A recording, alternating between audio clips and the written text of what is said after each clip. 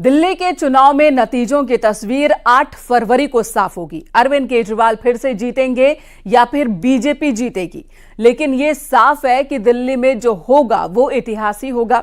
नतीजों से पहले ज्यादातर एग्जिट पोल में आम आदमी पार्टी को झटका लगता दिख रहा है।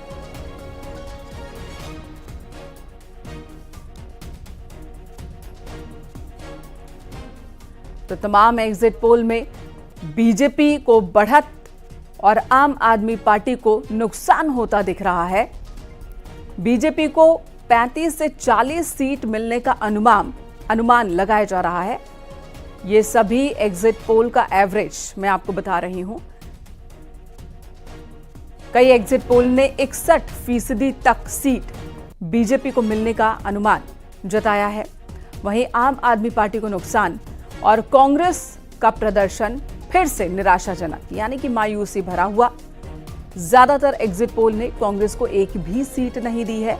कुछ एक एग्जिट पोल ने कांग्रेस को 0 से 1 या 0 से 2 सीट मिलने का अनुमान जताया है। तो दिल्ली का दंगल, महा एग्जिट पोल की अगर बात की जाए तो महा एग्जिट पोल की तस्वीर आम आदमी पार्टी को निराश और परेशान करने वाली दिख रही है। वहीं बीजेपी के पक्ष में माहौल बना है। इस तरह के संकेत इन एग्जिट पोल में 8 फरवरी का इंतजार करना होगा, जब वोटों की गिनती होगी और तस्वीर पूरी तरह से साफ हो जाएगी कि क्या अरविंद केजरीवाल एक बार फिर जीत रहे हैं। अगर उनकी पार्टी एक बार फिर सरकार बनाती दिख रही है तो ये अपने आप में इतिहास होगा।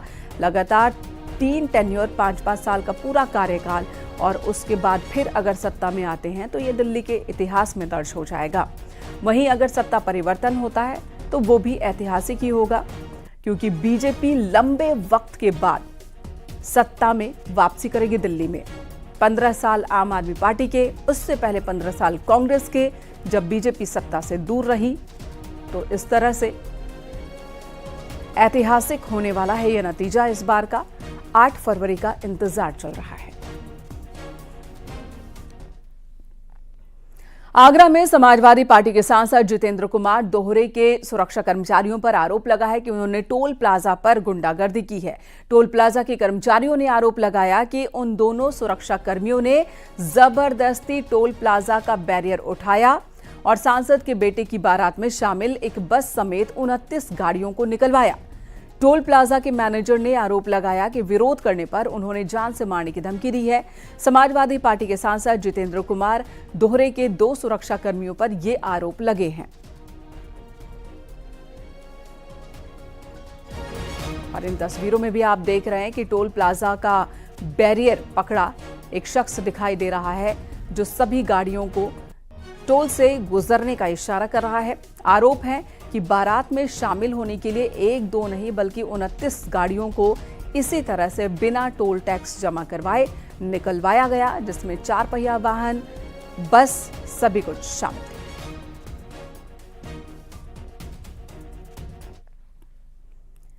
यूसीसी यानी कि यूनिफॉर्म सिविल कोड में लिव इन रिलेशनशिप के मुद्दे पर सबसे ज्यादा कंफ्यूजन और सबसे ज्यादा विरोध के स्वर सुनाई दे रहे हैं। रजिस्ट्रेशन को लेकर 16 पेज का फॉर्म भरने से लेकर तमाम जानकारी देना युवाओं को पसंद नहीं आ रहा।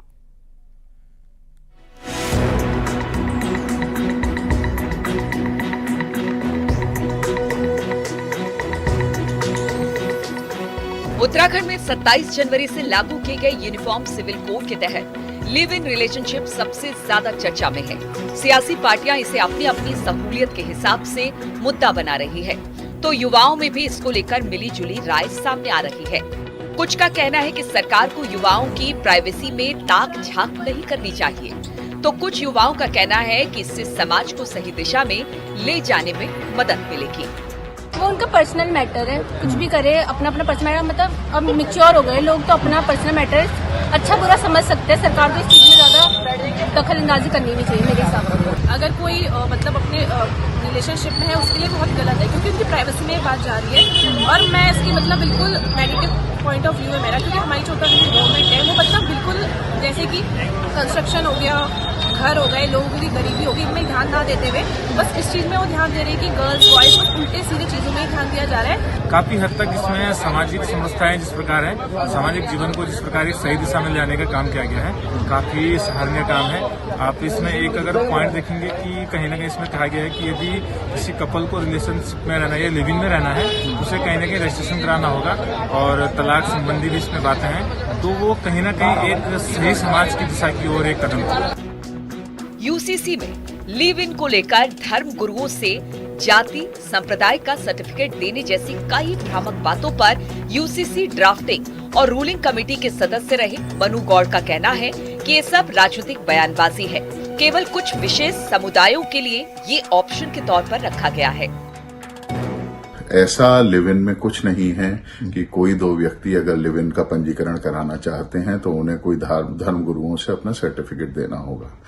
एक चीज है कि कुछ ऐसे रिश्ते होते हैं जिनके मध्य विवाह अनुमन्य नहीं होता, लेकिन फिर भी कुछ समुदाय ऐसे हैं जिसमें कजन मैरिज होती है, तो वो उनके ट्रेडिशनल कस्टम्स और उनके अपनी परंपराएं हैं, तो उनको इसमें संरक्षित करा गया है, उनको इसमें एग्जेम्प्ट करा गया है। बहरहाल यूसीसी और खास तौर पर लिव इन रिलेशनशिप के रजिस्ट्रेशन को लेकर विवाद और बहस दोनों ही जारी है, और इन सब के बीच उत्तराखंड में लागू समान नागरिक संहिता कानून अपने उद्देश्यों में कितना सफल हो पाएगा, ये देखने वाली बात है। न्यूज़ 18 के लिए देहरादून से सुनील नवप्रभात की रिपोर्ट।